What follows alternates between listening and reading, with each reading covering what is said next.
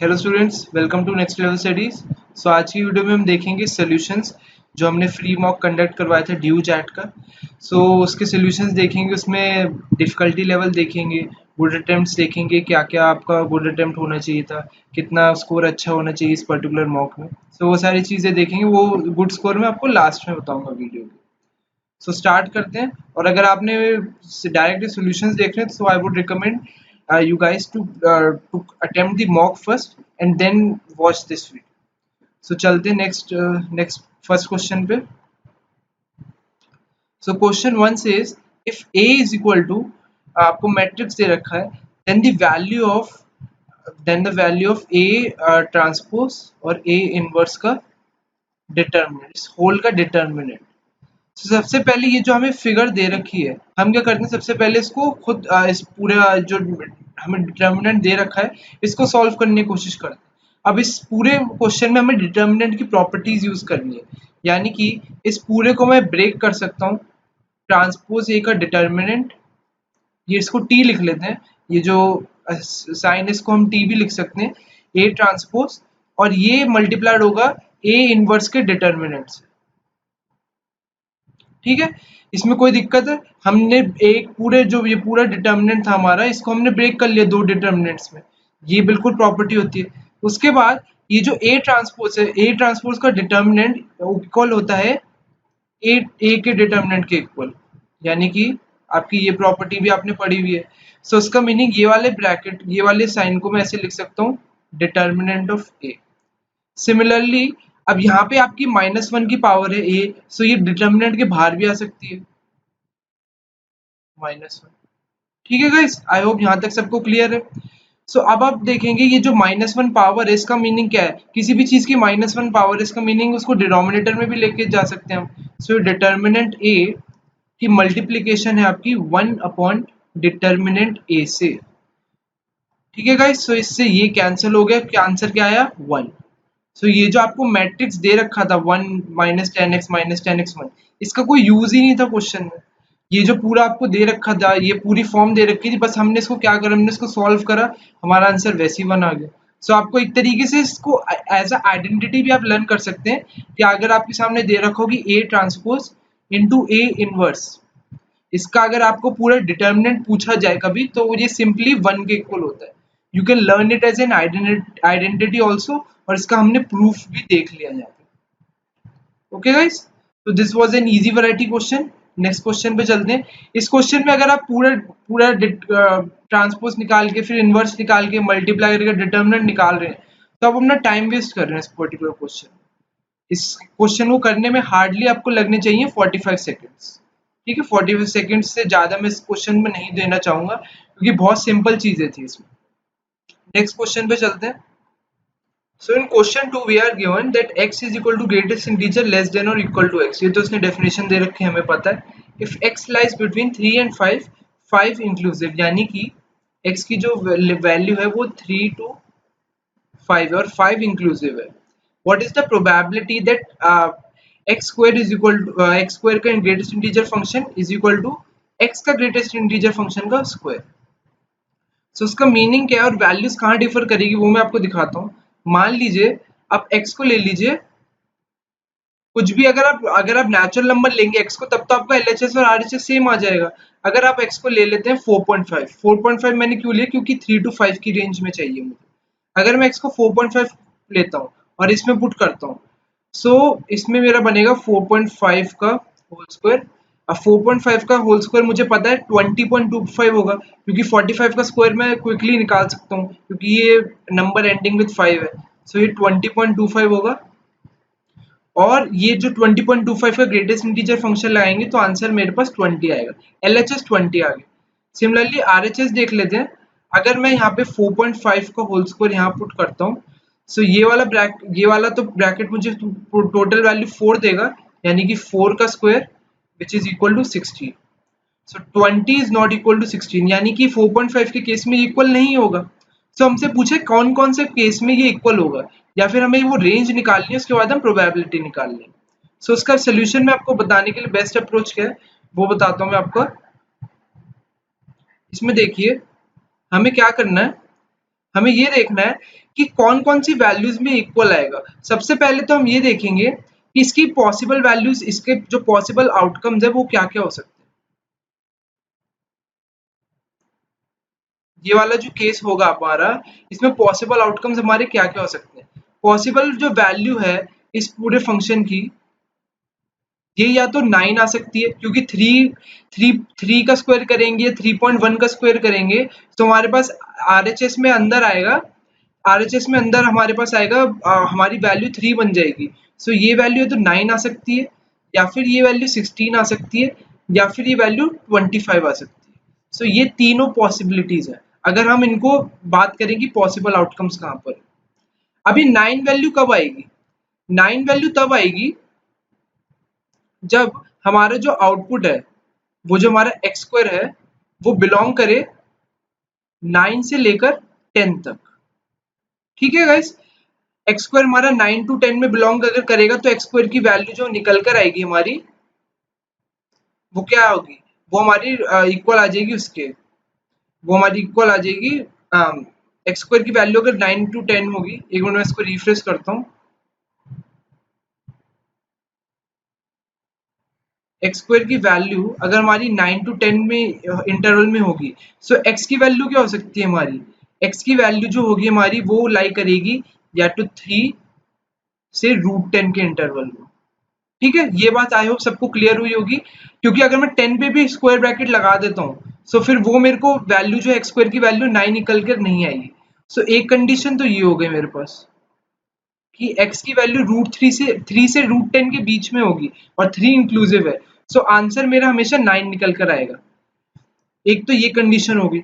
अब मैं अगर 16 के लिए लूं तो 16 में वैल्यू कब आएगी? जब एक्स स्क्वायर की वैल्यू मेरी या तो 16 से लेकर कहां तक हो, 17 तक। और यानी कि x की वैल्यू क्या होनी चाहिए? x की वैल्यू मेरी होनी चाहिए 4 से लेकर √17 तक। ठीक है गाइस, तो ये मेरी दूसरी वैल्यू आ गई, x की वैल्यू 4 से √17। तीसरी वैल्यू क्या है? जब मेरे को 25 चाहिए। सो 25 अगर मेरा एक्स स्क्वायर आ रहा है, सो 25 का मीनिंग है कि मेरी जो एक्स स्क्वायर की वैल्यू है वो 25 से 26 के 26 तक होनी चाहिए, क्योंकि 25.99 पे अगर किसी का स्क्वायर आ रहा है सो वो आपको ग्रेटेस्ट इंटीजर फंक्शन में डाल के 25 ही मिलेगा। सो लेकिन इसके लिए एक्स की वैल्यू क्या निकल कर आएगी?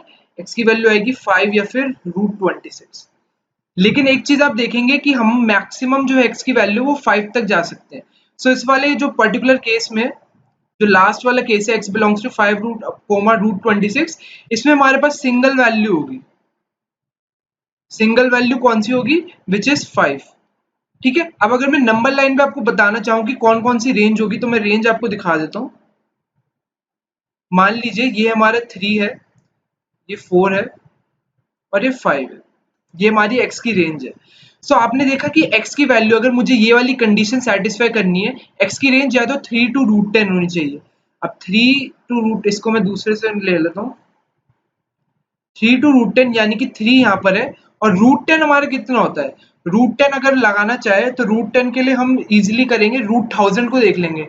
√1000 होता है हमारा 30, √1000 होता है 31 पॉइंट समथिंग, 31.5 या 6 होगा। सो इसका मीनिंग है कि √10 की वैल्यू होगी हमारी 3.16 या 3.15 लगा लीजिए। सो यहाँ तक ये पॉइंट है हमारा 3.15। सो ये वाली रेंज में जो मैं ब्लू से मार्क कर रहा हूँ, अगर मेरी वैल्यू इस पर्टिकुलर रेंज में है सो वो इसको सेटिस्फाई करेगा। सिमिलरली 4 टू √17, ये जो दूसरी रेंज है हमारी 4 टू √17, अगर मेरी वैल्यू 4 से √17, अब √17 क्या होता है हमारा? √17 होता है हमारा किसके आसपास हो गई है? 1600। आपको पता है कि 1600 किसका 40 का स्क्वायर होता है। सो जो आपका 1700 होगा, 1700 किसके अप्रॉक्स आएगा? 1681, which is the square of 41। Yes, so 41 का स्क्वायर होता है तो 4.1 समथिंग होगा। सो इसकी वैल्यू जब निकालेंगे सो अप्रोक्सीमेटली 4.12 या 13 या कुछ ऐसी आएगी। सो इसको मान लेते हैं, ये जो वैल्यू है हमारी 4.13 मान लेते हैं, या 4.13। सो ये पर्टिकुलर वैल्यू है। ठीक है। सो अगर मैंने जो ब्लू से मार्क करा है, अगर मेरी वैल्यू 4 से 4.13 के बीच में है, सो भी मेरी ये वाली जो कंडीशन है एक्स का, ये वाली पूरी कंडीशन जो क्वेश्चन में दे रखी है, ये वाली कंडीशन सेटिस्फाई हो जाएगी। या फिर मेरी वैल्यू अगर 5 हो, एग्जैक्ट 5 हो, तो भी ये कंडीशन सेटिस्फाई हो जाएगी। सो ये 3 वैल्यूज हैं, इन पे मुझे चेक करना है। और इसने प्रोबेबिलिटी पूछी है। प्रोबेबिलिटी का मीनिंग क्या है कि हमें टोटल पॉसिबिलिटीज से डिवाइड करना है और न्यूमरेटर में फेवरेबल आउटकम्स रखने हैं। सो फेवरेबल आउटकम्स रखेंगे, सो 3 to 3.15, ये रेंज आ गई हमारी 0.15। फिर 4 to 4.13 आ गई हमारी 0.13। और ये जो हमारा एक पॉइंट है, ये जो 5 वाला पॉइंट है, इसको हम इग्नोर कर सकते हैं क्योंकि एक सिंगल वैल्यू है ये सिर्फ। और टोटल में देखें, सो टोटल में 3 to 5 है। 3 to 5 की रेंज जो है वो 2 होती है। सो ये आ गया हमारा 0.28/2, विच इज इक्वल टू, इसको 2 कर लीजिए, विच इज इक्वल टू 0.14। यहाँ लिख लेता हूँ 0.14। सो आंसर में निकल कर आएगा 0.14 के आसपास। अब मैंने इसमें अप्रोक्सीमेशन काफी ज्यादा करी है, सो मेरा आंसर 0.14 के आसपास आना चाहिए, विच इज ऑप्शन सी। अब आप देखेंगे बाकी ऑप्शंस देखेंगे 6, 4, 5, 3, 6, तो ये ऑप्शंस काफी दूर है। तो अगर मेरा आंसर 0.13 या फिर 0.12 या फिर 0.2 भी आ रहा है मेरा आंसर, तो भी मैं किसको चूज करूंगा? 0.14। ठीक है, वो तो अप्रोक्सीमेशन मैंने ऐसी करी थी कि हमारा आंसर जो है उसके अकॉर्डिंग 0.14 के अप्रोक्सीमेट आ गया। लेकिन अगर आप अप्रोक्सीमेशन कर रहे हैं, हो सकता है आगे पीछे है, लेकिन उन्होंने ऑप्शंस में गैप दे रखा है। सो हम सेफली 0.14 को आंसर मार्क कर सकते हैं। आई होप क्वेश्चन आपको अच्छा लगा होगा। क्वेश्चन काफी अच्छे लेवल का था, और ये क्वेश्चन पहले अटेम्प्ट में आपको स्किप करना चाहिए। ठीक है, देखते ही छोड़ने वाला क्वेश्चन है, बाद में टाइम मिलेगा तो इस पे आ सकते हैं। नेक्स्ट क्वेश्चन पे चलते हैं। Question 3, fx is continuous at x is equal to 0 when k is equal to। So fx की वैल्यू आपको दे रखी है sin x by x plus cos x जब x not equal to 0 है, और 2k दे रखी है जब x equal to 0 है। So आपको continuous दे रखा है, यानी कि आपकी जो f of LHL, f of LHL नहीं, मतलब आपकी जो लेफ्ट हैंड लिमिट है वो इक्वल होगी राइट हैंड लिमिट के, और वो इक्वल होगा आपका f of 0 के। So LHL is equal to RHL के लिए तो आप ये चीज यूज कर लेंगे। सो अगर आप जब यूज करेंगे लिमिट x टेंड्स टू 0 और इसमें sin x by x plus cos x, ये आपका इक्वल होगा f ऑफ 0 के। अब f ऑफ 0 में यहाँ पे x तो है नहीं, तो ये 2k के इक्वल हो जाएगा आपका। अब इसमें x पुट करेंगे, सो आपको पता है limit x tends to 0 sin x upon x आपको 1 आता है, और cos 0 में आप x की जगह 0 पुट करेंगे तो cos 0 आपका 1 होता है। सो ये 2k के इक्वल आ जाएगा, 2k की वैल्यू 2, और आपकी k की वैल्यू क्या आ जाएगी? 1। सो k की वैल्यू 1 आ जाएगी, विच is option D. I hope question clear था, इजी क्वेश्चन था।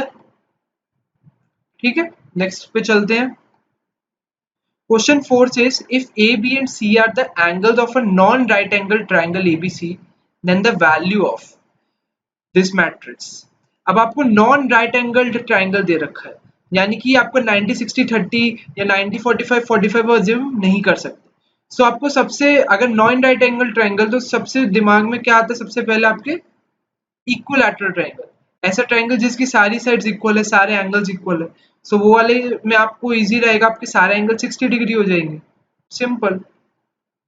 ठीक है, या तो आप ये वाला ले सकते हैं जो इक्विलैटरल ट्राइंगल है।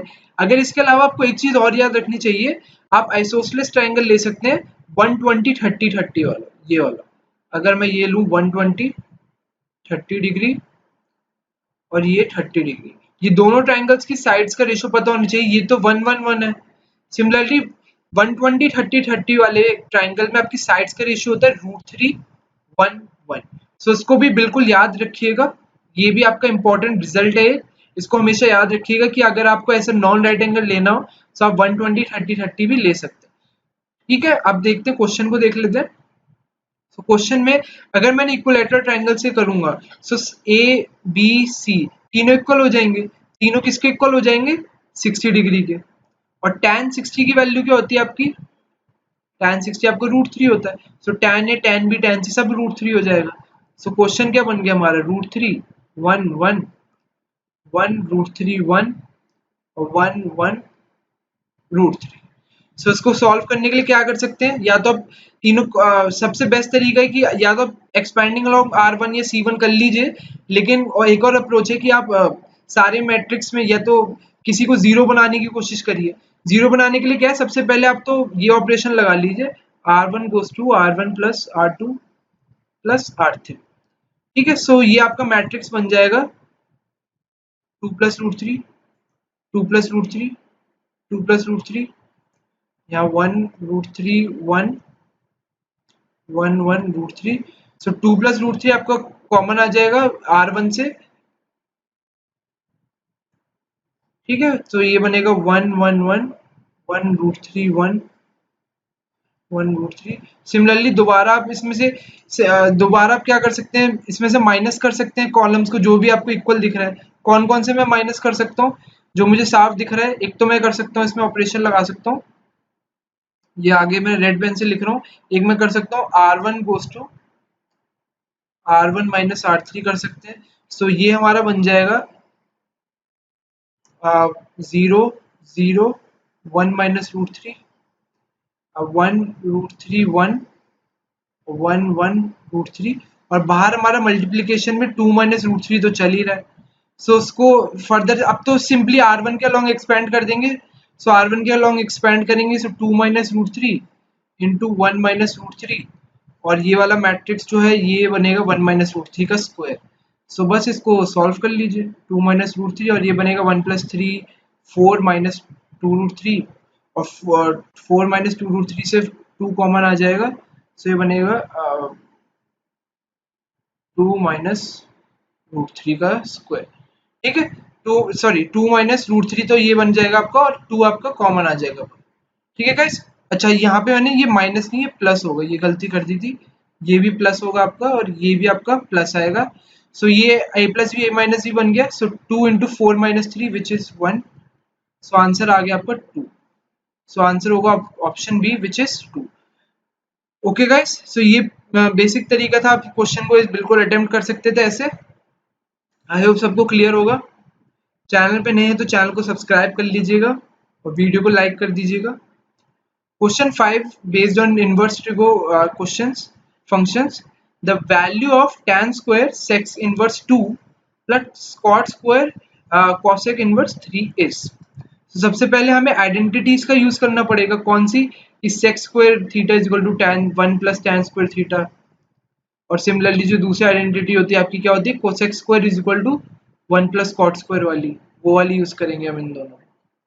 सो देख लेते हैं, tan स्क्वायर को sec स्क्वायर में कन्वर्ट करना है इसको, ताकि हमारे पास जो अंदर की वैल्यू है वो आ जाए, वो बिल्कुल नंबर फॉर्म में आ जाए। सो tan स्क्वायर sec इनवर्स 2 को हम लिख सकते हैं sec square sec inverse 2 minus 1। I hope ये सबको क्लियर होगा। Similarly cot square cos inverse 3 को हम क्या लिख सकते हैं, इसको हम लिख सकते हैं cosec square cosec inverse 3 minus 1। ठीक है, अब ये जो है आपका सेक जो है, सेक पूरे जो स्क्वायर है ये पूरे एंगल पे लगा हुआ है। सो सेक से सेक इनवर्स आपका कैंसिल हो जाएगा। सो ये वैल्यू बचेगी 2 स्क्वायर माइनस 1। सिमिलरली कोसेक जो आपको पूरे एंगल पे लगा हुआ है तो वैल्यू निकल कर आएगी +3 का square which is 9 minus 1। So answer आ जाएगा 4 minus 1 plus 9 minus 1 which is 9 और 4 13 माइनस 2 आपका हो गया 11। सो 11 आपका राइट आंसर होगा। Easy variety of question. Next question पे चलते हैं। नेक्स्ट क्वेश्चन आपका वेक्टर बेस्ड है। This question says if a is equal to i cap plus j cap minus 2 cap, b vector दे रखा है, c वेक्टर दे रखा है, then unit vector parallel to a plus b plus c। Unit vector मतलब उसका magnitude क्या होना चाहिए, 1 होना चाहिए। सो जो भी वेक्टर निकलेगा हम उसको यूनिट वेक्टर, उसका पैरेलल यूनिट वेक्टर निकाल देंगे, वो निकालना इजी होता है। सो a प्लस बी प्लस सी देख लेते हैं पहले क्या निकलेगा। अगर हम a vector plus b vector plus c vector निकालेंगे, सो वो आएगा हमारा a प्लस बी, a पहले सारे i कैप्स के जो भी कोफिशिएंट्स हैं उनको प्लस कर देते हैं। i यहाँ पर है, माइनस है यहाँ पर, ये 0 बन गया। सिमिलरली i यहाँ पर है, सो ये वाला i कैप बनेगा। सिमिलरली अब इस वाले वेक्टर के लिए का जे कैप का कोफिशिएंट निकालने के लिए सबका जे ऐड कर देते हैं। इसका 1 है जे, इसका 2 3 बन गया और ये -2, सो ये प्लस जे कैप बन गया। सिमिलरली अब के के लिए ये -2 है हमारा, ये +1 तो -1 बन गया, -1 + 2 ये +1 बन गया, सो ये प्लस के कैप। ठीक है, सो ये हमारा वेक्टर आ गया, a प्लस बी प्लस सी का वेक्टर आ गया हमारे पास। अब इसका यूनिट वेक्टर निकालना है। सो यूनिट वेक्टर निकालने के लिए क्या करेंगे हम, इस वेक्टर को मान लेते हैं ये m वेक्टर है। सो उसका अगर हमें यूनिट वेक्टर निकालना है, सो उसके लिए फॉर्मूला क्या होता है, यूनिट वेक्टर के लिए हम जो भी वेक्टर होता है उसको उसके मॉडुलस से डिवाइड कर देते हैं। सो आई cap plus j cap plus k cap upon इसका मॉडुलस जो कि होगा √1² प्लस 1² प्लस 1²। सो ये आ जाएगा i cap plus j cap plus k cap upon √3। So ये हमारा आंसर हो जाएगा, which is option A B C. Option C हमारा करेक्ट आंसर होगा इसमें। Okay guys, I hope question clear होगा सबको। नेक्स्ट क्वेश्चन पे चलते हैं। क्वेश्चन 7 से what type of function does the graph depict, कौन से टाइप का फंक्शन है ये। इवन ऑप्शंस में जाए तो even, odd, neither even nor odd, या डेटा इनसफिशिएंट है, हम बता नहीं सकते। सो अगर इस क्वेश्चन को अटेम्प्ट करने के लिए आपको बेसिक चीजें पता होनी चाहिए। जब भी हम इवन फंक्शन की बात करते हैं, सो जो इवन फंक्शन होता है that is always symmetric around which axis, symmetric about आपका होता है वाई एक्सिस। सिमिलरली जो आपका ऑड फंक्शन होता है वो किसके अराउंड सिमेट्रिक होता है, वो होता है सिमेट्रिक अबाउट ओरिजिन। ठीक है, वो ओरिजिन के जैसे आपका एक्स स्क्वायर का ग्राफ होता है, एक्स स्क्वायर का आप देखेंगे सिमेट्रिक किसके अलोंग है, आपका इसके अलोंग है वाई एक्सिस के। लेकिन अगर आप एक्स क्यूब का ग्राफ देखेंगे, एक्स क्यूब का ग्राफ कैसा बनता है बताइए, एक्स क्यूब का ग्राफ ऐसा बनता है आपका। सो एक्स क्यूब के ग्राफ आप देखेंगे ओरिजिन के अलोंग ही सिमेट्रिक है। सो ऑड फंक्शन आपका ओरिजिन से होता है, इवन फंक्शन है वाई एक्सिस के। सो ये वाला फंक्शन साफ दिख रहा है कि ये वाई एक्सिस के अलोंग सिमेट्रिक है, सो आंसर होगा even function. That's easy. So आपका आंसर इवन फंक्शन हो जाएगा, और इस क्वेश्चन को करने में हार्डली 5 to 8 सेकंड्स लगने चाहिए। ठीक है, नेक्स्ट क्वेश्चन पे चलते हैं। The line 3x plus y minus 9 is equal to 0 divides the line segment joining the points 1, 3 and 2, 7 internally in the ratio. So 1, 3 की एक लाइन है और एक 2, 7 की लाइन है, ये मतलब पॉइंट्स हमारे, और इनको लाइन जो हमारी एक डिवाइड कर रही है उस लाइन की इक्वेशन दे रखी है 3x plus y minus 9 is equal to 0। So best तरीका क्या होता है इन क्वेश्चन को करने का, आप मान लीजिए कि जिस रेशियो में डिवाइड कर रही है वो रेशियो पूछा है हमसे, उस रेशियो को हम k:1 मान लेते हैं। ठीक है, वो रेशियो है हमारा k:1। सो ये पूरी वैल्यू k है और ये 1 है। सो k की वैल्यू हमें निकालनी है, k की वैल्यू ये आंसर होगा हमारा। और ये वाला जो पॉइंट है, ये वाले पॉइंट की हमें चीज नहीं पता कि ये वाला पॉइंट क्या होगा, सो हम सेक्शन फॉर्मूला से इसका निकाल लेंगे। अगर ये पॉइंट मान लीजिए हमारा x1, y1 है, ये पॉइंट इसको नाम देते हैं तो P। अगर मुझे P पॉइंट से कोऑर्डिनेट्स मैंने x1, y1 ले लिए हैं, सो उसके कोऑर्डिनेट्स कैसे निकालेंगे सेक्शन फॉर्मूला से, पहले हम x1 निकाल लेते हैं। x1 होगा हमारा, x1 होगा k into 2k plus 1 into 1 upon k plus 1। Similarly जो हमारा y1 होगा, y1 जो होगा हमारा, y1 होगा k into 7k plus 1 into 3 upon k plus 1। सो x1 और y1 की वैल्यू आ गई। अब आप देखिए जो P पॉइंट है, P पॉइंट एक तो इस लाइन पे भी लाई कर रहा है जो मैंने मार्क करी है, सिमिलरली जो P पॉइंट है वो इस लाइन पे भी लाइन कर रहा है 3x plus y minus 9 is equal to 0 वाली लाइन। यानी कि जो P पॉइंट्स के कोऑर्डिनेट्स है वो इसमें सेटिस्फाई करेंगे। सो मैं सिंपली पुट कर दूंगा, x की जगह x1 की वैल्यू पुट कर दूंगा, y की जगह y1 की वैल्यू, और इनकी वैल्यूज जो इंडिविजुअली निकाली वो पुट कर देंगे। सो 3 इंटू एक्स की जगह ये वाली value 3 2k plus 1 upon k plus 1 plus y, so y की जगह हम 7k plus 3 upon k plus 1 minus 9 is equal to 0।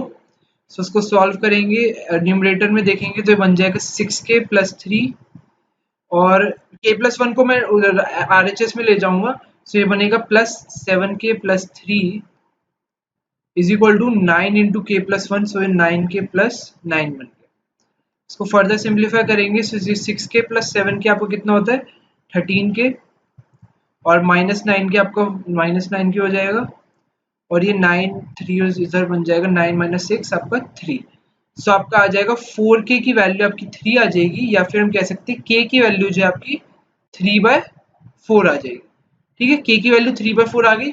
सो इसका मीनिंग ये रेशियो 3/4:1 होगा, या फिर 3:4।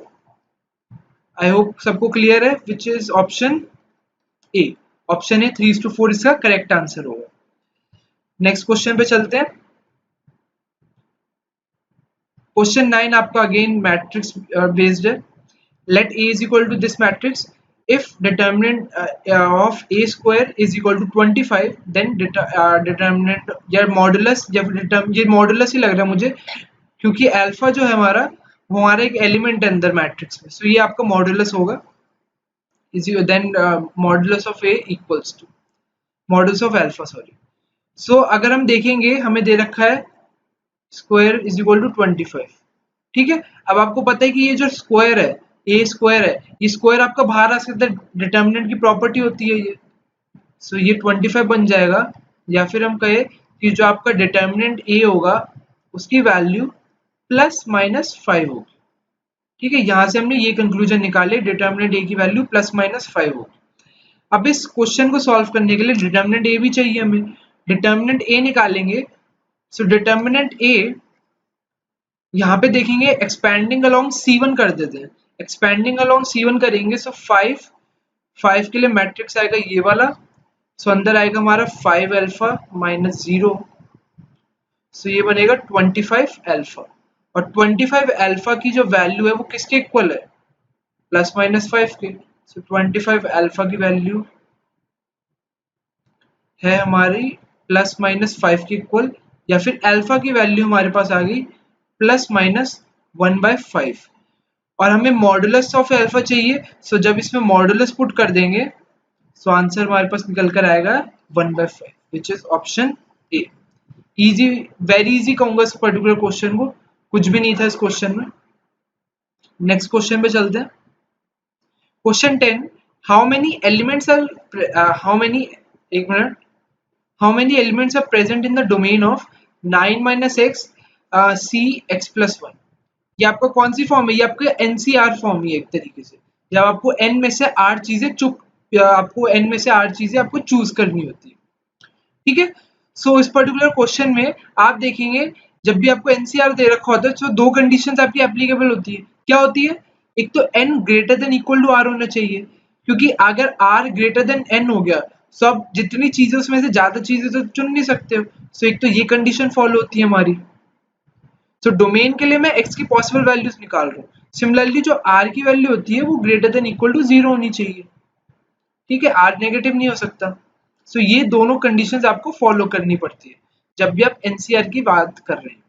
सो 9 माइनस एक्स सी एक्स प्लस 1 के लिए हमारा जो n है वो 9 माइनस एक्स है, और जो हमारा r है वो x plus 1। So n greater than equal to r, यानी कि 9 माइनस एक्स जो है वो ग्रेटर देन इक्वल टू होगा आपका x प्लस 1। सो इससे हमारा निकल कर आएगा कि जो 8 है हमारा greater than equal to 2x होगा, या फिर x की वैल्यू जो है वो लेस देन इक्वल टू 4 होगी। ये तो एक कंडीशन आ गई। अब दूसरी कंडीशन को देखते हैं, r greater than equal to 0, r यानी कि x plus 1 greater than equal to 0, या फिर x greater than equal to minus 1। So x की वैल्यूज क्या आ गई, लेस देन इक्वल टू 4 या माइनस 4, या फिर मैं x को लिखना चाहूँ, सो x की वैल्यू यहाँ से 4 आ रही है और ये माइनस 1। सो ये हमारी पॉसिबल वैल्यूज आ गई x की। अब x की वैल्यूज ये आ गई, सो हमारे पास कितनी वैल्यूज हो गई पॉसिबल, अगर हम काउंट करें कौन कौन सी वैल्यूज आ गई, -1 0 1 2 3 4। सो कितनी वैल्यूज हो गई आपकी, 6 वैल्यूज हो गई। सो आंसर क्या होगा 6। सो x की 6 वैल्यूज हैं जो कि -1 0 1 2 3 4 पॉसिबल हैं। ठीक है guys, I hope question clear था, क्वेश्चन अच्छा वैरायटी का था। जनरली इस पर्टिकुलर फॉर्मेट में जहाँ पे आपको डोमेन और पीएनसी दोनों के थोड़े थोड़े कॉन्सेप्ट यूज हो गए। इस टाइप का मिक्सचर का क्वेश्चन नया होगा आप लोगों के लिए, चाहे वो अच्छा लगा होगा आपको। नेक्स्ट क्वेश्चन पे चलते हैं। Question 11 says sin inverse alpha plus sin inverse beta plus sin inverse gamma is equal to 3 pi by 2, then alpha beta plus beta gamma plus gamma alpha। सो तीन टर्म्स है और यहाँ पे 3 की मल्टीप्लीकेशन दिख रही है, तो मैं इसको 3 इंटू पाई बाय 2 लिख सकता हूँ। और अगर मैं हर वैल्यू को, क्योंकि यहाँ पे डिफरेंट वेरिएबल्स है, सो मैं हर वैल्यू को पाई बाय 2 मान लेता हूँ, सिंपल। ठीक है, तो साइन इनवर्स अल्फा की वैल्यू पाई बाय 2 आ गई, या फिर अल्फा की वैल्यू साइन पाई बाय 2 आ गई विच इज इक्वल टू 1। उसी प्रकार से बीटा की वैल्यू भी 1 आ जाएगी और आपकी गामा की वैल्यू भी 1 आ जाएगी। सो अल्फा की, बीटा की, गामा की, तीनों की 1, बस इसमें पुट कर दीजिए। ये 1 इंटू 1 1, ये भी 1, ये भी 1। सो इनका प्लस करेंगे, क्या आएगा आंसर 3। सो आंसर 3 हो गया। इस क्वेश्चन में कुछ था ही नहीं, 15 टू 20 सेकंड्स का क्वेश्चन था ये। ऐसे मैंने इजी क्वेश्चंस भी मैंने इसलिए चूज करे ताकि आपको ताकि जो जो भी एक्चुअल पेपर था लास्ट ईयर में, बिल्कुल उसकी रिफ्लेक्शन लगे आपको। आपको इन्हें लगे कि डिफिकल्ट क्वेश्चंस दिए, इजी क्वेश्चंस भी हैं इसमें। नेक्स्ट देखते हैं।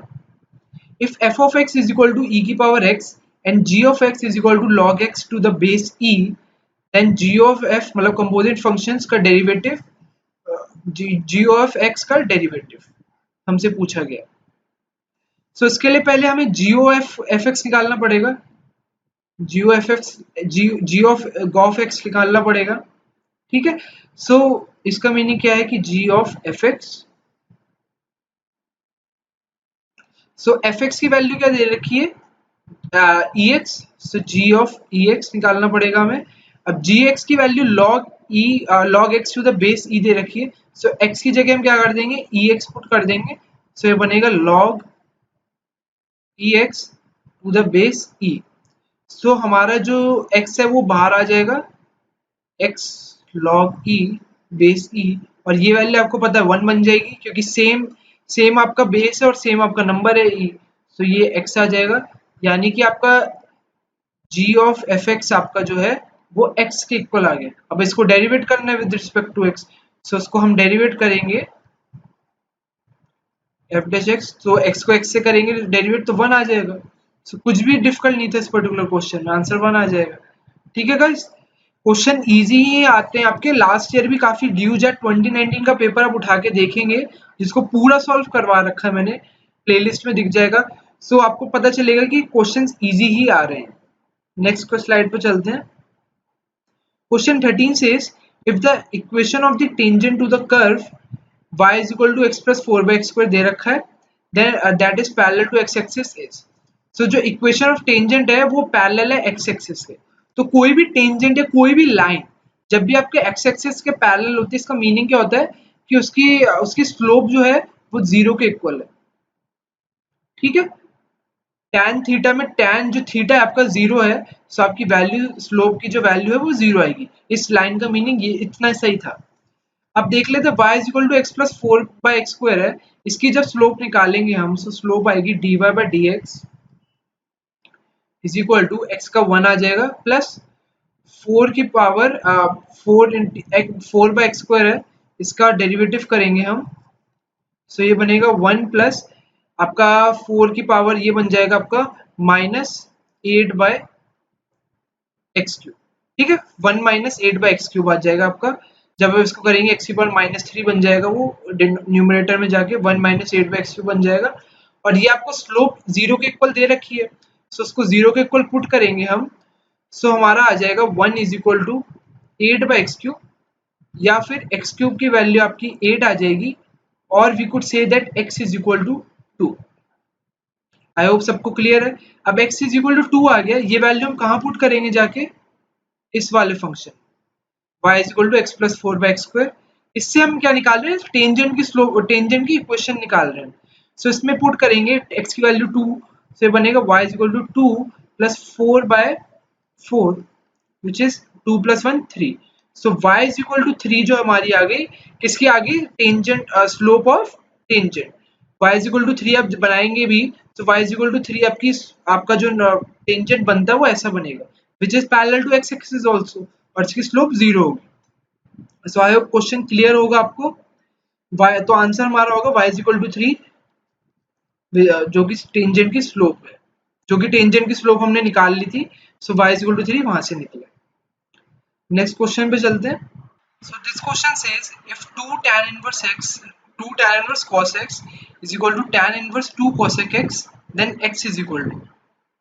So इस पर्टिकुलर क्वेश्चन में हम आइडेंटिटी का यूज करेंगे। कौन सी आइडेंटिटी? 2 tan inverse x वाली, क्योंकि LHS में वो मुझे लगती हुई दिख रही है और यहाँ पे tan inverse x है। सो इसकी वैल्यू क्या होती है? tan inverse 2x upon 1 minus x square. So उसका यूज करेंगे। सो LHS को हम चेंज करते हैं अपने लिए। सो ये बनेगा हमारा tan इनवर्स अंदर आ जाएगा आपका 2 cos x अपॉन 1 माइनस क्या आ जाएगा आपका, ये cos x की जगह बन जाएगा cos स्क्वायर x। और RHS में तो आपका है ही tan इनवर्स 2 cosec x। ठीक है, अब देखेंगे आप tan इनवर्स के अंदर की जो फंक्शन है और यहाँ पे भी tan इनवर्स के जो अंदर का दोनों इक्वल है, दोनों इक्वल कर सकते हैं हम। सो ये बन जाएगा आपका 2 cos x। अब 1 माइनस cos स्क्वायर x को हम sin स्क्वायर x लिख देते हैं is equal to cosec x, और यहाँ पे 2 भी है। सो 2 से आपका 2 कैंसिल हो गया। So cos x upon sin square x so is equal to cosec x। सो इसको मैं फर्दर कैसे लिख सकता हूँ? इसको मैं लिख सकता हूँ cot x, और एक sin x नीचे बचेगा हमारा, sin x को उधर ले जाएंगे, cot x is equal to 1 बन जाएगा cosec x into sin x। So cot x 1 है, x कौन सी वैल्यू पे होता है? x की वैल्यू जब π/4 होती है। सो आंसर हो जाएगा ऑप्शन बी, π/4। ठीक है guys, cos x is equal to sin square x into cos x करके भी आप वैल्यू पे आ सकते थे। मैंने बस टाइम बचाने के लिए पहले एक sin x को उधर उधर उधर RHS में भेज दिया। सो ये 1 बन गया पूरा और ये cot x बन गया। सो x की वैल्यू π/4। सो आंसर हो जाएगा B option, π/4। Let's move to the next question. Question 15 is find the slope of the normal to the curve x is equal to a cos cube theta, y is equal to a sin cube theta at theta is equal to π/4। सो हमें slope निकालनी है, यानी कि dy by dx निकालना है। लेकिन हम देखेंगे x और y, जो आपके x और y हैं दोनों थीटा के फंक्शंस हैं। सो सबसे पहले हम dy by dx निकालने के लिए क्या करेंगे? dy by d theta upon dx by d theta निकाल लेंगे, बस उसके अकॉर्डिंग प्रोसीड कर लेंगे। सो dy by dx के लिए सबसे पहले हम निकाल रहे हैं dy by d थीटा। सो उसको डेरिवेट करेंगे। सो ये बनेगा a साइन क्यूब थीटा की डिफरेंशिएशन क्या होगी आपकी? 3 साइन स्क्वायर थीटा। ठीक है, फिर साइन थीटा की डिफरेंशिएशन होगी आपकी cos थीटा। सो ये तो न्यूमरेटर आ गया हमारा, ये पूरा dy by d थीटा है। फिर dx by d थीटा की निकालेंगे। सो ये बनेगा a cos क्यूब थीटा की अगेन 3 cos स्क्वायर थीटा, और आपका जो cos थीटा की डिफरेंशिएशन होती है वो हो जाएगी माइनस साइन थीटा। अब इसमें देख लेते हैं क्या क्या कैंसिल हो रहा है हमारा। a कैंसिल हो रहा है, 3 कैंसिल हो रहा है, उसके अलावा cos थीटा से ये कैंसिल हो जाएगा, sin थीटा से कैंसिल हो जाएगा। सो बचेगा क्या हमारे पास?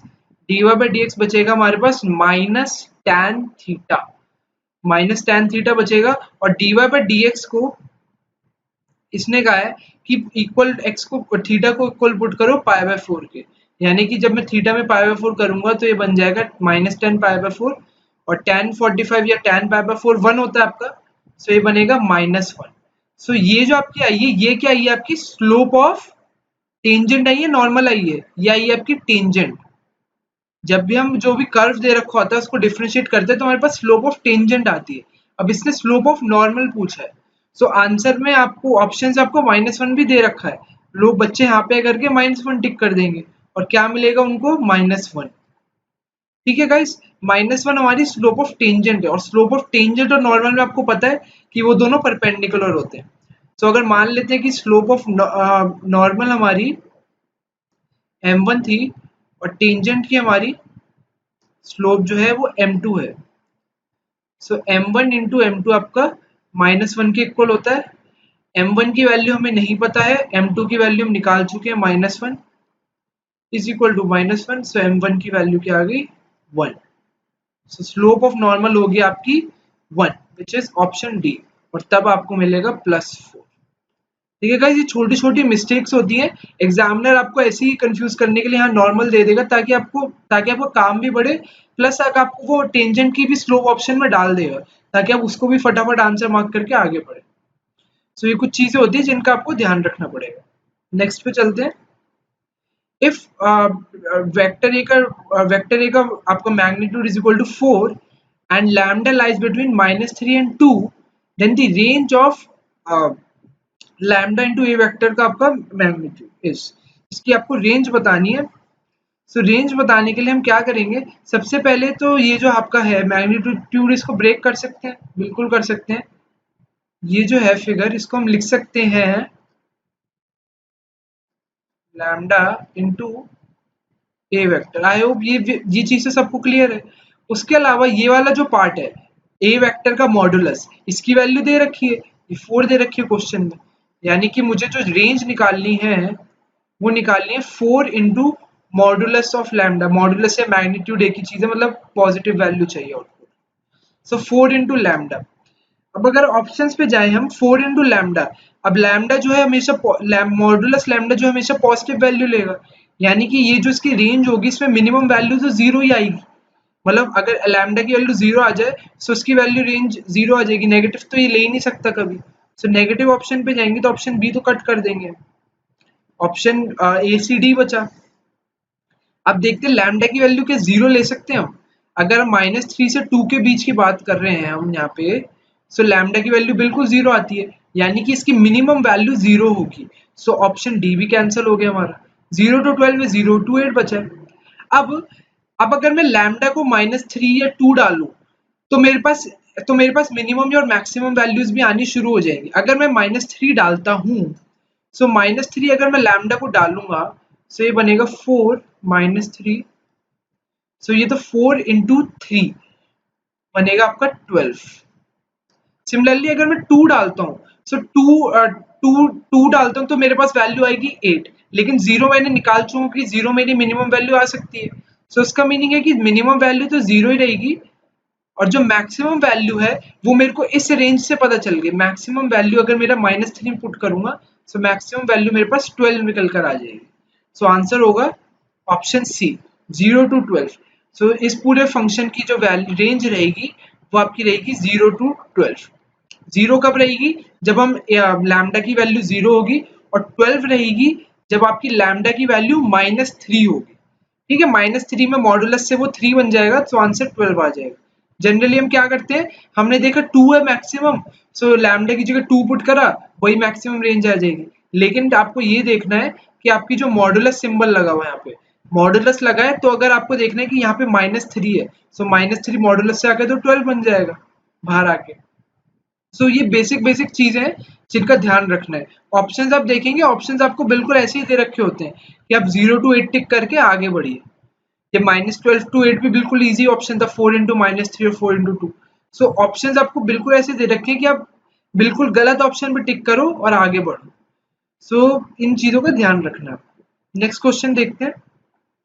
The value of a third order determinant is 12, then the value of the square of the determinant formed by the cofactors will be। So इस पर्टिकुलर क्वेश्चन में हमें दे रखा है थर्ड ऑर्डर डिटर्मिनेंट की वैल्यू दे रखी है 12। So value of the square of the determinant formed by the cofactors will be। So अगर हम बात करें और जो भी डिटर्मिनेंट है उसको मान लेते हैं डिटर्मिनेंट ए, उसकी वैल्यू मुझे दे रखी है 12। ठीक है, value square of determinant formed by cofactor. जो कोफैक्टर से डिटर्मिनेंट बनता है आपका, वो क्या होता है, वो आपको कुछ नहीं होता, वो एडजॉइंट होता है, सिंपल। अब इसने पूछा है कि उसका स्क्वायर, यानी कि उसने आपसे ये पूछी वैल्यू पूछी, एडजॉइंट ए का डिटर्मिनेंट का स्क्वायर पूछा आपसे। अब आपको ये पूरे क्वेश्चन के लिए एक आइडेंटिटी आनी चाहिए। आइडेंटिटी क्या होती है, एडजॉइंट ए का डिटर्मिनेंट जो है वो होता है डिटर्मिनेंट ए की power n-1, where n is your order, और ऑर्डर यहाँ पे थर्ड दे रखा है, यानी कि 3 ऑर्डर है आपका। सो एडजॉइंट ए की वैल्यू यहाँ पर होगी डिटर्मिनेंट ए की power 3 - 1 is equal to determinant A का स्क्वायर। सो ये वाली वैल्यू मैं यहाँ पे पुट कर दूंगा। सो ये निकल कर आएगा एडजॉइंट ए की वैल्यू जो डिटर्मिनेंट ए का स्क्वायर है और फर्दर उसका स्क्वायर भी करा हुआ है, यानी कि ये वैल्यू होगी डिटर्मिनेंट ए की पावर 4 और ये वैल्यू मुझे 12 दे रखी है ऑप्शन क्वेश्चन में। सो आंसर आएगा 12 की पावर 4। सो 12 की power 4 would be the perfect answer for this question. So options पे जाएंगे, 12 नहीं हो सकता, 144 स्क्वायर है 12 का, 1728 12 का क्यूब होता है ना कि फोर्थ पावर। सो आंसर होगा आपका नन ऑफ दीज, ये सारे ऑप्शंस आपके रॉन्ग हो जाएंगे। None of these would be the answer 12 की पावर 4। आई होप क्वेश्चन सबको क्लियर था। ये गुड वैरायटी का क्वेश्चन था। आपको मैट्रिसेस में ऐसी स्टेटमेंट वाइज क्वेश्चन भी आ सकते हैं। आपको कोई मैट्रिक्स नहीं दे रखा, बस आपको फॉर्मुलेस पता होने चाहिए, कोफैक्टर से एडजॉइंट बनता है, ये चीज पता होनी चाहिए आपको। अगर ये चीजें नहीं पता है सो इस सिंपल से क्वेश्चन में आप नंबर लूज कर सकते हैं। नेक्स्ट क्वेश्चन पे देखते हैं। Question 18 says, what is the length of the latest rectum of a hyperbola whose foci coordinates are plus minus 5,0 and length of transverse axis is 6 units? So मैंने hyperbola का guys question इसलिए select करा था क्योंकि last year आपके दोनों shift में ellipse का क्वेश्चन आया था। सो इस बार काफी एक्सपेक्टेड है कि आपका हाइपरबोला से भी क्वेश्चन आ सकता है। सो इसलिए हाइपरबोला का पूरा कोनिक सेक्शन, हाइपरबोला या हो या पैराबोला, इलिप्स, पूरी कोनिक सेक्शन की प्लेलिस्ट बना रखी है मैंने, आप जाके पूरा देख सकते हैं उसको। एनसीईआरटी की खोलने की जरूरत नहीं पड़ेगी आपको उसके बाद। सो क्वेश्चन में लेटेस्ट रेक्टम ऑफ हाइपरबोला हमसे पूछा गया, उसकी लेंथ पूछी गई है। सो इसमें आपको बेसिक्स नहीं बता रहा हूँ, आई होप आपने वो वीडियो देख ली होगी या फिर नहीं देखी तो जाके देख लीजिए, आपको इसका बस सोल्यूशन बता रहा हूँ। सो हुज फोकाई कोऑर्डिनेट्स हमें दे रखी है प्लस माइनस 5,0। तो यानी कि प्लस माइनस सी की वैल्यू जो है वो मुझे प्लस माइनस 5 दे रखी है। सो सी स्क्वायर को मैं 25 मान सकता हूँ। और आपका जो फॉर्मूला होता है लेटेस्ट रेक्टम में, हाइपरबोला में जो आपका पर्टिकुलर फॉर्मूला होता है वो होता है आपका C square is equal to A square plus B square, where C is your foci coordinates. A जो है आपका प्लस माइनस ए जो है आपके वर्टिसेस के कोऑर्डिनेट्स होते हैं और बी जो है आपके मतलब ट्रांसफर्स एक्सिस पे जो कोऑर्डिनेट्स वर्टिसेस होते हैं उसके होते हैं, और जो बी होता है आपका प्लस माइनस बी जो होते हैं वो 0 प्लस माइनस बी जो होते हैं आपके, वो आपके कोऑर्डिनेट्स कौन से होते हैं, कोऑर्डिनेट्स ऑफ कॉन्जुगेट एक्सिस। सो ये फॉर्मूला होता है आपका। अब इसमें हमें लेंथ ऑफ ट्रांसफर्स एक्सिस दे रखी है, यानी कि मुझे 2a की वैल्यू दे रखी है 6, सो विच ऑल्सो टेल्स मी कि a की वैल्यू 3 आ जाएगी। सो इस फॉर्मूले में पुट कर दूंगा, सी स्क्वायर की वैल्यू 25 है, a स्क्वायर की वैल्यू 9 आ जाएगी, सो b स्क्वायर की वैल्यू निकल जाएगी 25 is equal to 9 plus b square की वैल्यू आ जाएगी 60। ठीक है गाइस। और इसके बाद मुझे लेटेस्ट रेक्टम चाहे आपका हाइपरबोला हो या इलिप्स हो, लेटेस्ट रेक्टम की लेंथ सेम रहती है। लेटेस्ट रेक्टम की लेंथ होती है आपकी twice of B square upon A, 2b square upon A. So 2 into B square आपने निकाल लिया 16 और a की वैल्यू यहाँ पे निकाल लिए 3, so it's is equal to 32/3। So 32/3 हो गया आपकी लेटेस्ट रेक्टम की length, which is option C. ठीक है गाइस, अगर इसका बेसिक्स आपको नहीं क्लियर है तो बेसिक के लिए आई वुड रिकमेंड कि आप कोनिक सेक्शन की प्लेलिस्ट देख लीजिए। सो आपको ये पूरा सॉल्यूशन अच्छे से समझ आ जाएगा। अभी आपको नहीं समझ आएगा अगर आपको कोनिक सेक्शन याद नहीं है, सो ये चीजें शायद आपको रिकॉल भी शायद आप ना कर पाए, सो उसको जाके देख लीजिए। नेक्स्ट क्वेश्चन पे चलते हैं। In the given figure, O is the center of circle, angle ONY is equal to 50 degrees mark करा हुआ है and OMY आपका 15 degrees है। Then the value of angle MON कौन सा एंगल है हमारा, ये वाला एंगल MON की वैल्यू इसने हमसे पूछी है। O सेंटर दे रखा है, तो साफ सी बात है अगर एंगल O ट्राइंगल हम देखें OMY, बेसिक सी चीज जो मुझे दिख रही है OMY में कि OM OY के इक्वल होगा, क्यों, रेडियस है गाइस। सो ये दोनों रेडियस है, so angle OMY would be equal to angle OYM, so ये भी 15 डिग्री होगा। सिंपल सा लॉजिक है, ठीक है, रेडियस है दोनों। सो उसके अलावा OM OY के इक्वल है तो ये दोनों 15 डिग्री हो गए। उसके बाद ट्राइंगल आप देखिए, ONY देखिए, ट्राइंगल ONY देखेंगे आप। सो ट्राइंगल ONY में भी again angle ONY angle OYN के इक्वल होगा, क्यों, क्योंकि ON is equal to OY है, because both are radius. So दोनों रेडियस है, तो अगर एंगल ओ एन बाई 50 है so angle O by N भी 50 होगा। सो ये पूरा एंगल जो मार्क कर रहा हूँ ये 50 है, इसमें से ये पार्ट 15 डिग्री है, सो ये पार्ट 35 डिग्री होगा। अब इसके बाद हमसे पूछा क्या है वो देख लेते हैं। पूछा हमसे है angle M O N, angle M O N हमसे पूछा है। एंगल एम ओ एन जो हमसे पूछा है उसके लिए हम क्या कर सकते हैं, उसके लिए हमारे पास ये पूरी वैल्यू आ जाएगी।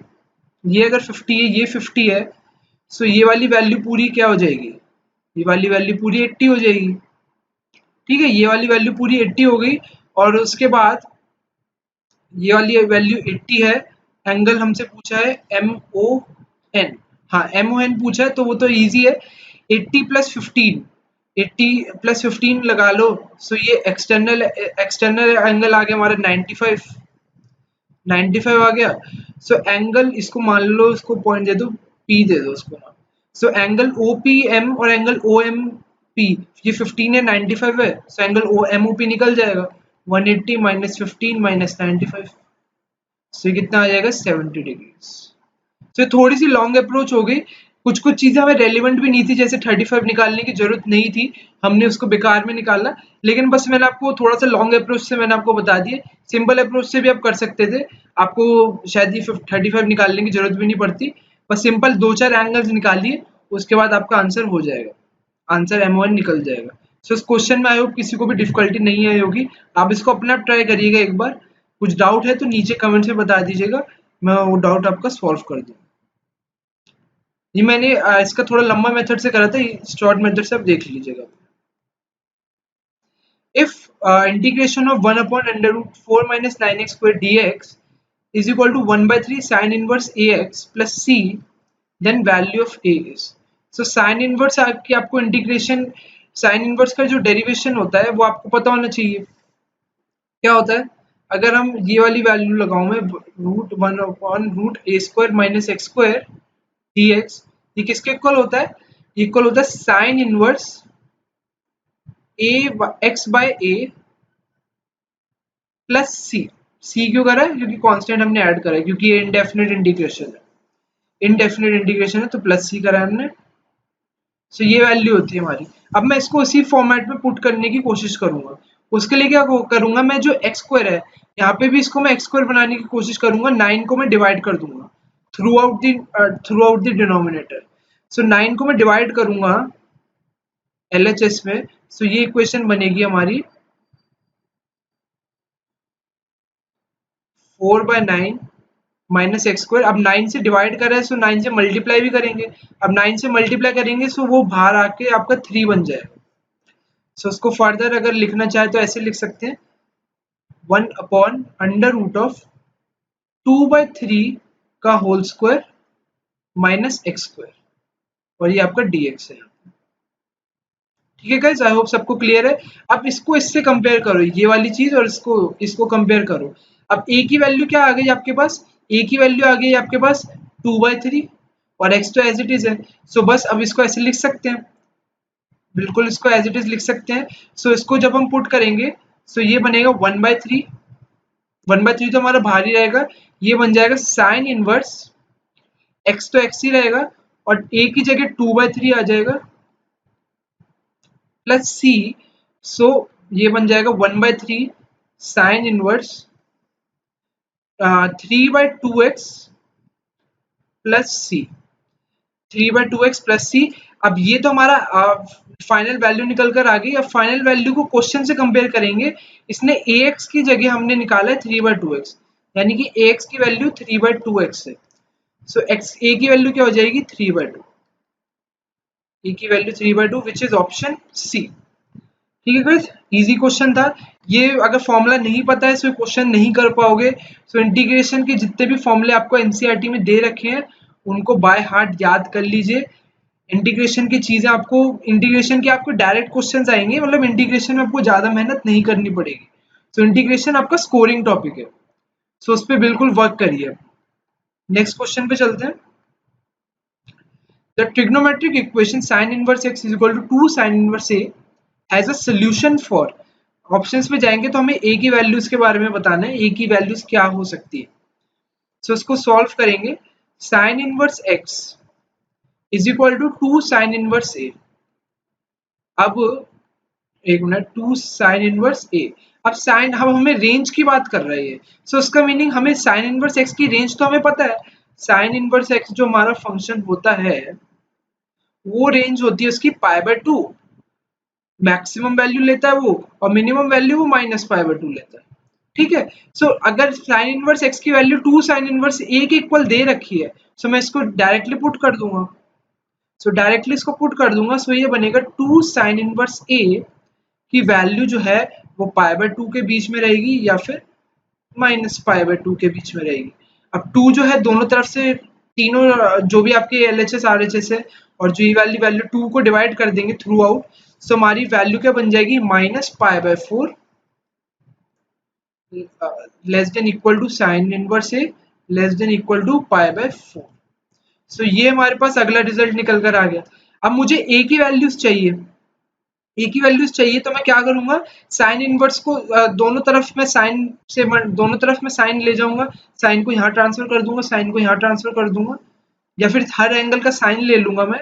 सो ये बनेगा sine of -π/4 less than equal to A less than equal to sine of π/4।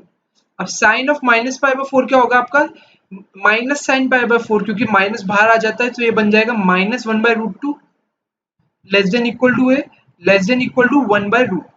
So ये मेरी फाइनल वैल्यू निकल कर आएगी ए की। ठीक है guys, -1/√2 less than equal to A less than equal to 1/√2। अब ऑप्शंस पे जाऊंगा मैं, सो ना ए सेटिस्फाई कर रहा है इसको, ना बी कर रहा है क्योंकि यहाँ पे हाफ है, ना सी कर रहा है, सो ऑप्शन होगा डी। ऑप्शन डी मेरा आंसर होगा।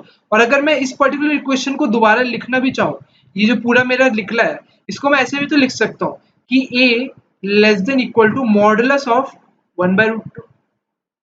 क्या इसमें कोई एरर है? बिल्कुल कोई एरर नहीं है। A less than equal to modulus of 1/√2 बिल्कुल करेक्ट है, कोई इशू नहीं है इसमें। अगर मैं इसमें ये सारी वैल्यूज जो है इसमें सेटिस्फाई करेगी, सो आंसर या तो ये वाला फंक्शन होगा अगर ये ऑप्शन में दिखता है, या फिर ये ऑप्शन में होता, सो आपका आंसर होता। अभी ऑप्शन डी हो गया। नेक्स्ट क्वेश्चन पे चलते हैं। The radius of two concentric circles are 9 and 15 if the chord of the greater circle be a tangent to the smaller circle then the length of the chord is। so ये question very easy category में डालूंगा guys मैं। ये question बिल्कुल attempt करना बनता था। ये क्वेश्चन तो अगर आपने नहीं करा अटेम्प्ट, इसका मतलब आपको ज्योमेट्री के बेसिक्स पे काफी काम करना है। देख लेते हैं इसका सोल्यूशन।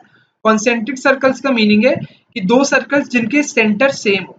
सो ये दोनों सर्कल्स मैंने बना दिया आपके लिए।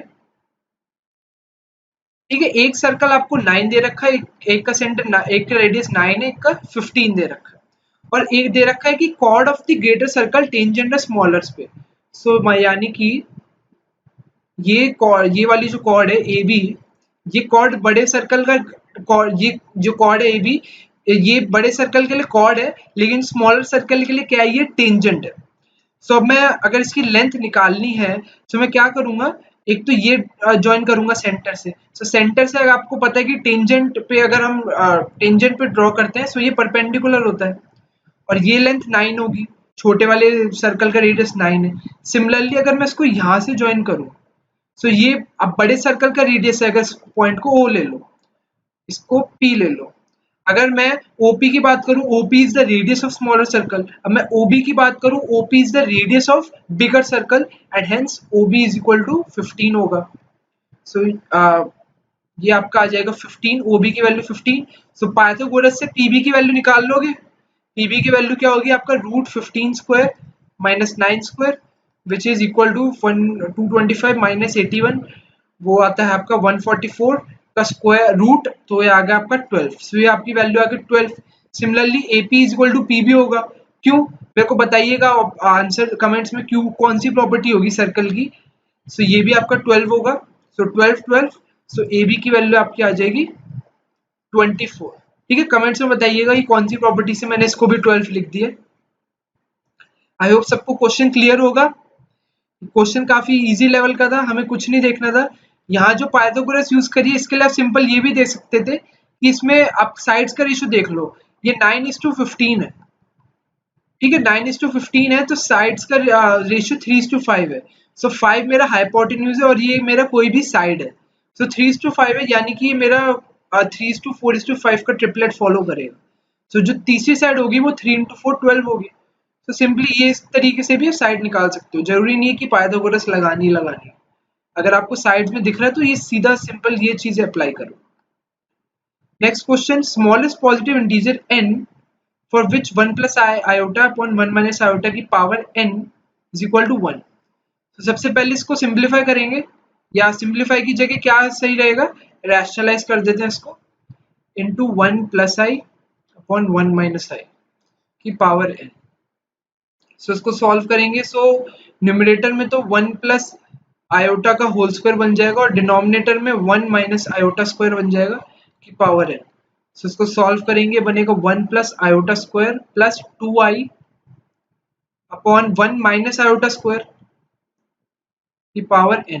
अब आयोटा की वैल्यू माइनस, आपको पता क्या होती है, रूट ऑफ -1, और आयोटा स्क्वायर क्या होता है आपका, -1। सो आयोटा स्क्वायर -1 है। सो इसमें ये इससे कैंसिल हो जाएगा। सो ये बनेगा 2i और नीचे आपका 1 माइनस आयोटा स्क्वायर है, सो 1 माइनस ऑफ माइनस +1 बन जाएगा। सो ये बनेगा आपका 2 की पावर n। सो ये आपका बन जाएगा आयोटा की पावर n, जो कि इक्वल होनी चाहिए 1 के, क्वेश्चन के अकॉर्डिंग। ये क्वेश्चन आ गया हमारे पास, आयोटा की कौन सी nth पावर हमें 1 देगी, मिनिमम स्मॉलेस्ट पॉजिटिव इंटीजर। सो आपको पता है आयोटा स्क्वायर -1 होता है, अगर इसका आप दोबारा स्क्वायर कर देंगे तो आयोटा 4 1 होता है। बस तो n की वैल्यू क्या हो जाएगी, 4। That's the answer. आयोटा की हर फोर्थ पावर आपको क्या देगी, 1 देगी। सो स्मॉलेस्ट जो है n जो है n की वैल्यू आ जाएगी 4। स्मॉलेस्ट की बात कर रहे हैं, 8 16 12 पे भी वैल्यू 1 आ जाएगी, लेकिन स्मॉलेस्ट जिसने बोल दिया ना, तो आंसर हो जाएगा नन ऑफ दिस। सही आंसर होगा आपका 4। ठीक है, let's move to the second last question. A circle drawn with origin as the center passes through 13/2, 0, the point which does not lie in the interior of the circle। A circle, पहले इसका वो diagram या graph बना लेते हैं। Origin centre है, यानी कि ये सेंटर आपका पासेस थ्रू 13/2, 0। 13/2 मतलब 6.5, 0। ठीक है, ये पॉइंट है आपका 6.5, 0। सो सर्कल आपका यहाँ से पास होगा। सो ये एक तरीके से आप देखोगे तो ये रेडियस ही तो है, मतलब ये वाला पॉइंट इसने बता दिया अपने आप कि ये वाला पॉइंट -6.5, 0 होगा, ये वाला पॉइंट आपका 0, 6.5 होने वाला है, और ये वाला पॉइंट आपका 0, -6.5 होने वाला है। ठीक है, ये सब चीजें तो हमें पता चल गई सिर्फ इस वाली स्टेटमेंट से। हमें ओरिजिन पता चल गया, हमें रेडियस भी पता चल गया। अब क्वेश्चन में दे रखा which does not lie in the interior of the circle, interior of the circle पे नहीं लाई करता। सो ये हमारा 0, 0 पॉइंट है ओरिजिन। अब 3 - 3/4, 1 ये वाला पॉइंट है। हम देखेंगे कि इसका सेंटर से कितनी दूरी है। अगर सेंटर से इसके अगर कोई भी रेडियस है, रेडियस की वैल्यू 6.5 है। अगर मैं इक्वेशन लगा के देखूं तो इसकी इक्वेशन बनेगी x plus square plus y square is equal to आपका क्या होगा, 6.5 का स्क्वायर। ये सर्कल की इक्वेशन है। ठीक है गाइस, अब इंटीरियर में जो सर्कल्स होंगे, इंटीरियर वाले केस में हमें ये इक्वेशन चाहिए, x square plus y square should be less than 6.5 square. अगर हम पॉइंट्स ऑन सर्कल की बात कर रहे हैं, सो यहाँ पे लेस देन की जगह इक्वल टू आ जाता है। अब हम इंटीरियर की बात कर रहे हैं सिर्फ, सो लेस देन वाली इक्वेशन आएगी हमारे साथ। सो इसको देख लेते हैं, x square plus y square less than 6.5 का स्क्वायर क्या होता है आपका 42.25, क्योंकि 65 का स्क्वायर आपको निकालना आना चाहिए क्विकली। सो ये क्वेश्चन पे देख लेंगे कौन सी चीजें सेटिस्फाई कर रही है।